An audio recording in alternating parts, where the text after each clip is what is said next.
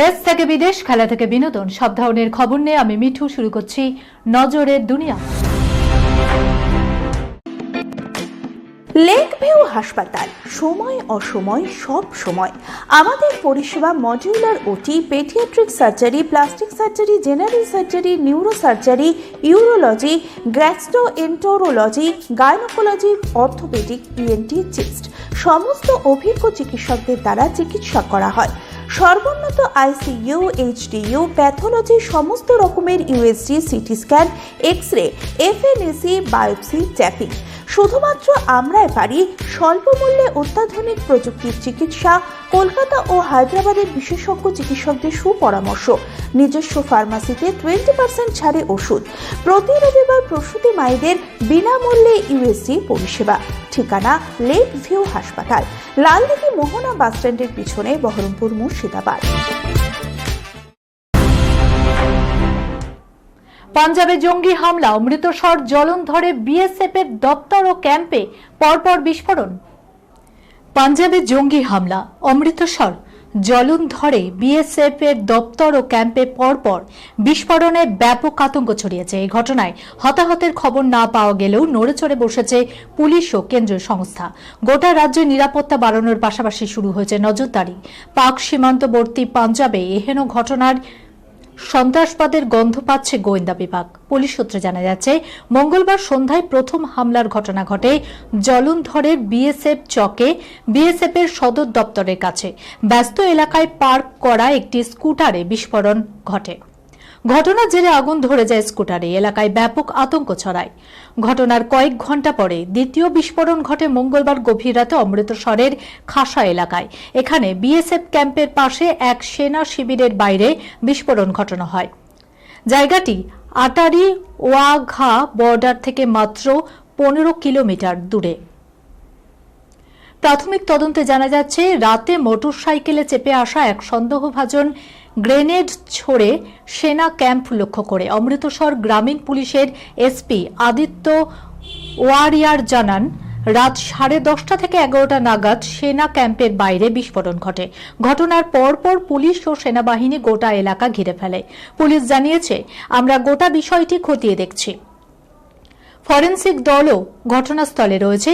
কে বা কারা এই হামলার নেপথ্যে তার তদন্ত শুরু হয়েছে। ঘটনার মুহূর্তের একটি সিসিটিভি ফুটেজ সামনে এসেছে, যেখানে দেখা যাচ্ছে ব্যস্ত রাস্তায় হঠাৎ বিরাট বিস্ফোরণ ঘটে স্কুটারে। ধ্বংসাবশেষ ছড়িয়ে পড়ে রাস্তা জুড়ে। এক ব্যক্তিকে ছুটে পালাতে দেখা যায়। যেহেতু এটি সীমান্তবর্তী এলাকা, তাই এর সঙ্গে কোনো জঙ্গি যোগ রয়েছে কিনা তা খতিয়ে দেখা হচ্ছে। সাইবার ক্রাইমের পর্দাফাঁস, সাংবাদিকতার অস্কার পুলিৎজার পেলেন 2 ভারতীয় সাংবাদিক। সাংবাদিকতার অস্কার হিসাবে পরিচিত পুলিৎজার পুরস্কার পেলেন 2 ভারতীয়। ডিজিটাল নজরদারি ও সাইবার ক্রাইমের পর্দাফাঁস করে এই পুরস্কার জিতে নিলেন ভারতের 2 সাংবাদিক আনন্দ আরকে এবং সুপর্ণা শর্মা।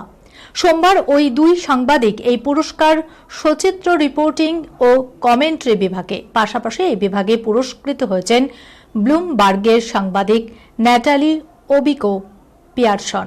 পুলিৎজার পুরস্কারের ওয়েবসাইট অনুযায়ী ট্র্যাপড শিরোনামের এই প্রতিবেদনটি ব্লুমবার্গের জন্য নির্মিত হয়েছিল, যেখানে একজন ভারতীয় স্নায়ু রোগ বিশেষজ্ঞর লোমহর্ষক কাহিনী বর্ণনা করা হয়। তিনি ডিজিটাল গ্রেপ্তার শিকার হয়েছিলেন। প্রতারকরা তার থেকে হাতিয়ে নেয় 28 লক্ষের বেশি টাকা। এই প্রতিবেদন ডিজিটাল নজরদারি এবং বিশ্বজুড়ে বাড়তে থাকা সাইবার প্রতারণার ভয়াবহতা তুলে ধরে। পাশাপাশি এই বিভাগে চূড়ান্ত ধাপে পৌঁছেও শেষ পর্যন্ত পুলিৎজার হাতছাড়া হয় এক বাঙালির।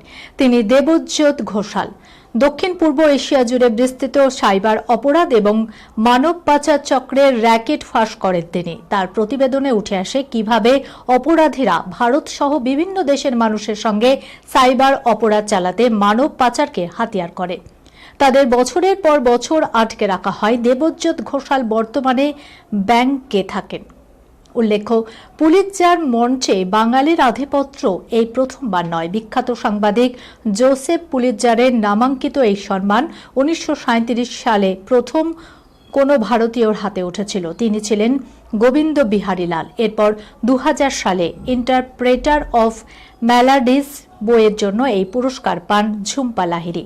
2011 সালে দ্য এম্পায়ার অফ অল মেলাডিজ বইয়ের জন্য পুরস্কৃত হন সিদ্ধার্থ মুখোপাধ্যায়। সর্বশেষ চিত্র সাংবাদিকতার জন্য 2018 সালে এই পুরস্কার পেয়েছিলেন দানিশ সিদ্দিকী। মরণোত্তর পুলিৎজার দেয়া হয়েছিল তাকে। কাপুর পরিবারের মেয়ে 45 বছরে সিনেমায় নামলেন, একই ছবিতে 3 প্রজন্মের উপস্থিতি। কাপুর পরিবারের আদরে কন্যা ঋদ্ধিমা সাহনী দাদি কি শাদি ছবির মাধ্যমে চলচ্চিত্রে অভিষেক করতে চলেছেন। বহু বছর ধরে ইন্ডাস্ট্রিতে কাজ করা ঋদ্ধিমা 45 বছর বয়সে নিতু কাপুর এবং কপিল শর্মার সঙ্গে আবারও প্রচারের আলোয় আসতে প্রস্তুত। এই ছবির মাধ্যমে তিনি কাপুর পরিবারের সবচেয়ে বয়স্ক নবাগত হয়েছেন। এই অভিষেকটি ঋদ্ধিমার জন্য বেশ আবেগঘন, কারণ এই প্রথম তিনি তার মেয়ে সামারার সঙ্গে পর্দায় একসঙ্গে কাজ করবেন। ঋদ্ধিমা কাপুর জানিয়েছেন, গত বছর 45 বছর বয়সে প্রথমবারের মতো একটি সিনেমার সেটে ক্যামেরার সামনে দাঁড়ানোর অভিজ্ঞতা কেমন ছিল। তিনি সিনেমাটিতে তার মেয়ে সামারার সংক্ষিপ্ত উপস্থিতি নিয়েও কথা বলেছেন। ঋদ্ধিমা ব্যবসায়ী ভারত সাহনীকে বিয়ে করেছেন এবং সামারা নামে তার একটি মেয়েও রয়েছে।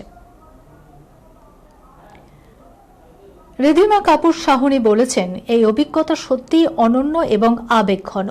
মনে হচ্ছে যেন সবকিছু একটা পূর্ণতা পেল। আমি জানি যে আমার বাবা সবসময় আমার সাথে আছেন। আমি যাই করি না কেন তিনি আমাকে আশীর্বাদ করেন। এই ভাবনাটি আমাকে অসীম শক্তি ও সান্ত্বনা দেয়। ঋদ্ধিমা কাপুর সাহনী বলেছেন, সত্যি বলতে এই বয়সে সম্পূর্ণ নতুন এক জগতে পা রাখাই ছিল সবচেয়ে বড় চ্যালেঞ্জ। নতুন শুরুর মধ্যে কিছুটা অনিশ্চয়তা থাকে, তবে উত্তেজনাও অনেক বেশি। প্রযোজক করণ জোহরের জনপ্রিয় রিয়ালিটি শোয়ে অংশ নেওয়ার মাধ্যমে ঋদ্ধিমা প্রথম ক্যামেরার সামনে আসেন। ঋদ্ধিমা স্বীকার করেন যে এই শোটি তাকে ক্যামেরার সামনে স্বচ্ছন্দ করে তুলেছিল, যা তার চলচ্চিত্রে পদার্পণকে কিছুটা সহজ করে দেয়। 3 ইডিয়টসের দ্বিতীয় ভাগ তৈরিতে সিলমোহর দিয়েছেন খোদ আমির খান। এর মাঝে সিকুয়েল নিয়ে আরও এক নতুন আপডেট। 3 ইডিয়ট এবার 3 নয় 4 ইডিয়টস।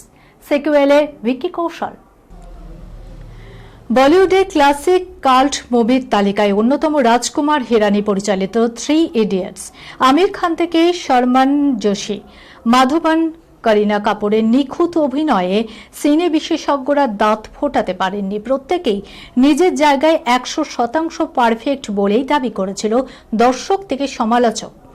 দীর্ঘ 17 বছর পর্দায় প্রত্যাবর্তন সেই র্যাঞ্চো ভাইরাস, চতুর রাজু রস্তোগি, পিয়া ফরহানের নির্ভেজাল বন্ধুত্বে 3 ইডিয়টসের দ্বিতীয় ভাগ তৈরিতে শিলমোহর দিয়েছেন খোদ আমির খান। এর মাঝে সিকুয়েল নিয়ে আরও এক নতুন আপডেট। বিনোদনের এক সংবাদ মাধ্যম সূত্রে খবর, এবার নাকি আর 3 ইডিয়টস নয় 4 ইডিয়টস।